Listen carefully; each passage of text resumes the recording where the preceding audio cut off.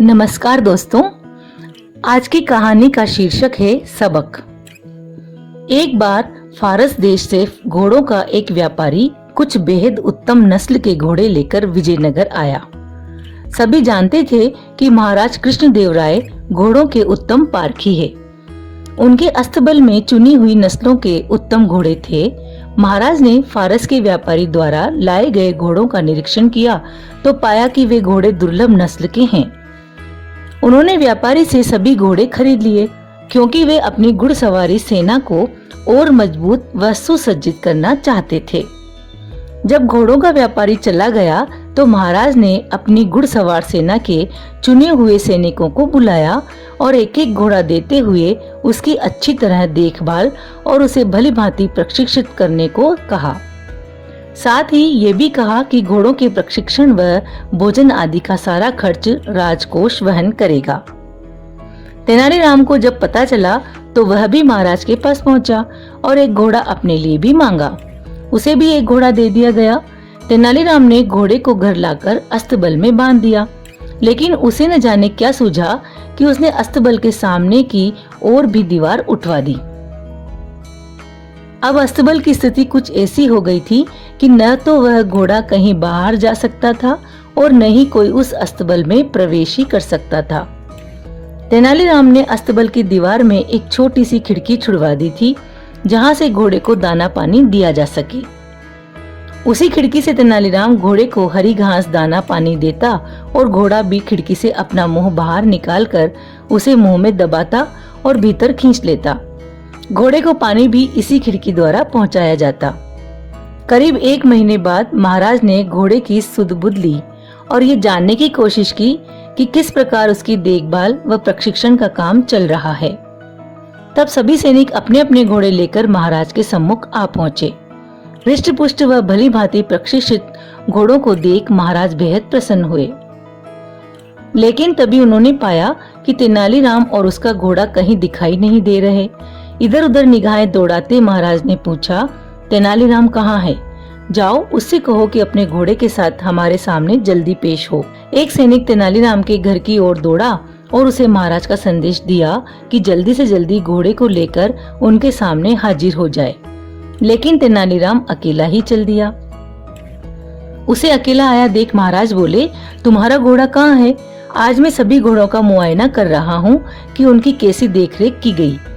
जाओ अपना घोड़ा लेकर आओ। क्षमा करें महाराज, तेनालीराम ने बोला। आपने मुझे जो घोड़ा दिया वह घोड़ा गुस्सेल है और अड़ियल है। मैं तो उसे अपने साथ यहाँ लाना चाहता था, लेकिन मेरे लिए यह संभव नहीं हो पाया। कहकर तेनालीराम चुप हो गया। यदि ऐसा है तो मैं कुछ बहादुर सैनिकों को तुम्हारे साथ भेज देता हूँ, जो तुम्हारे साथ जाकर घोड़ा ले आएंगे। महाराज ने कहा, नहीं नहीं महाराज, ऐसा हरगिज न करिएगा। अब तक घोड़े की देखभाल मैंने की है और मैं ब्राह्मण हूँ, इसलिए अच्छा तो ये होगा कि आप किसी पंडित या पुरोहित को घोड़ा लाने के लिए मेरे साथ भेजें।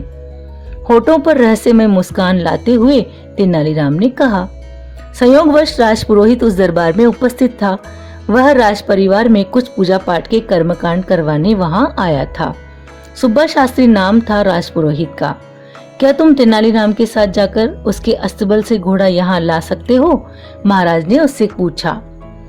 तेनालीराम और राजा की निकटता देख सुब्बा शास्त्री जला भुना करता था और तेनालीराम को नीचा दिखाने का कोई मौका चूकना नहीं चाहता था। वह बोला, क्यों नहीं महाराज, मैं अभी जाकर घोड़ा ले आता हूँ। ऐसे एक घोड़े की तो बात ही क्या, मैं 10 बिगड़ेल गुस्सेल घोड़ों को साथ ला सकता हूँ। ठीक है, यदि ऐसा है तो आइए मेरे साथ, तेनालीराम बोला। जब सुब्बा शास्त्री और तेनालीराम जा रहे थे तो रास्ते में तेनालीराम बोला, शास्त्री जी, मैं जानता हूँ कि आप विद्वान हैं और मैं यह भी जानता हूँ कि आपने अश्वशास्त्र का अध्ययन भी किया है। कुछ ही देर में जब तेनालीराम के घर पहुँचे तो सुब्बा शास्त्री अपनी लंबी दाढ़ी को उंगलियों से सहलाते हुए अहंकार भरे स्वर में बोला, हाथ कंगन को आरसी क्या, आखिर तुम्हें मेरी योग्यता पर विश्वास हो ही गया। लेकिन शास्त्री जी, मेरा घोड़ा कोई साधारण घोड़ा नहीं है, इसलिए मेरा कहना माने तो पहले खिड़की से झांक कर देख लें। इसके बाद अस्तबल की दीवार तोड़कर घोड़े को बाहर निकालने की सोचना। अपने होठों पर कुटिल मुस्कान लाते हुए बोला, तेनालीराम। तेनालीराम ने भी जैसे उस दिन सुब्बा शास्त्री से पुराना हिसाब किताब चुकता करने की ठान ली थी। इधर जैसे ही सुब्बा शास्त्री ने दीवार में बनी खिड़की में अपना हाथ डाला, तुरंत घोड़े ने उसकी दाढ़ी पकड़ ली। दरअसल वह उसकी दाढ़ी को भूसे का ढेर समझ बैठा था। सुब्बा शास्त्री की दाढ़ी को अपने मुंह में दबाए घोड़ा इतनी जोर से खींच रहा था कि उसकी आंखों से आंसू टपकने लगे और वह दर्द के मारे जोर जोर से चिल्लाने लगा। अंततः अस्तबल की सभी दीवारें तोड़कर वह बाहर निकाला गया, मगर घोड़ा भी कुछ ऐसा हठीला था कि सुब्बा शास्त्री की दाढ़ी अब भी दबाए था। कोई और रास्ता न देख उन्हें उसी अवस्था में राजमहल की ओर जाना पड़ा। अब तक सुब्बा शास्त्री को यह बात समझ में आ चुकी थी कि पूर्व में जो वह तेनालीराम को नीचा दिखाने की फिराक में लगा रहता था, उसी का बदला तेनालीराम ले रहा है। वह तो बस मौके की तलाश में था जो उसे आज मिल गया था। इधर महाराज और अन्य घुड़सवार सैनिक बेसब्री से उनका इंतजार कर रहे थे।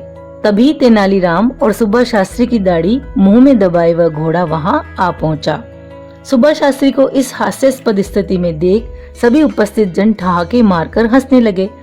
यहाँ तक कि महाराज भी अपनी हंसी को रोक नहीं पाए और बेहताशा लगातार हंसते ही चले गए। लोगों को इस प्रकार हंसते देख वहां मौजूद घोड़े भी तरंग में आकर हिनहिनाने लगे। तेनालीराम का घोड़ा जो सुब्बा शास्त्री की दाढ़ी मुंह में दबाए था भी यह देख हिनहिनाने लगा। जैसे ही घोड़े ने अपना मुंह खोला, दाढ़ी मुक्त हो गई। सुब्बा शास्त्री ने चैन की सांस ली।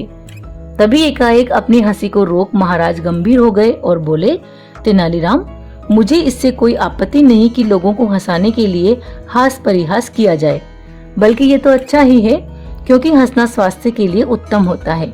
लेकिन ऐसा परिहास मुझे स्वीकार्य नहीं जिसमें दूसरे को पीड़ा या कष्ट होता हो। तुमने सुब्बा शास्त्री जैसे विद्वान के साथ जो सुलूक किया है वह कतई शोभा नहीं देता। ये सरासर शास्त्री जी का अपमान है। मैंने तुम्हारे दिमाग में छिपी किसी खुराफात का अंदाजा उसी समय लगा लिया था जब तुमने मुझसे घोड़ा मांगा था, वरना तुम्हें घोड़े से क्या लेना देना। चलो अपनी गलती के लिए शास्त्री जी से क्षमा याचना करो। लेकिन इससे पहले कि तेनालीराम क्षमा याचना करता, सुब्बा शास्त्री आगे बढ़कर बोला, महाराज, तेनालीराम का कोई दोष नहीं, यह निर्दोष है। दोषी यदि कोई है तो मैं हूँ। मैं तो हमेशा तेनालीराम को नीचा दिखाने की फिराक में लगा रहता था और कई बार तो मैंने इसका अपमान भी किया, लेकिन मेरे दुर्व्यवहार को यह बेचारा चुपचाप सहन कर गया, एक शब्द तक मुंह से नहीं निकाला। यह सब मैंने ईर्ष्यावश किया। इसने जो कुछ भी मेरे साथ किया अच्छा ही किया। दरअसल आज जो कुछ भी हुआ उससे मेरी आंखें खुल गई हैं। तेनालीराम ने मुझे सद राह दिखाई है। अपनी बात समाप्त करते हुए सुब्बा शास्त्री ने आगे बढ़कर तेनालीराम को गले से लगा लिया। वहां उपस्थित महाराज और अन्य सभी उन दोनों को गले मिलता देख बहुत प्रसन्न हुए।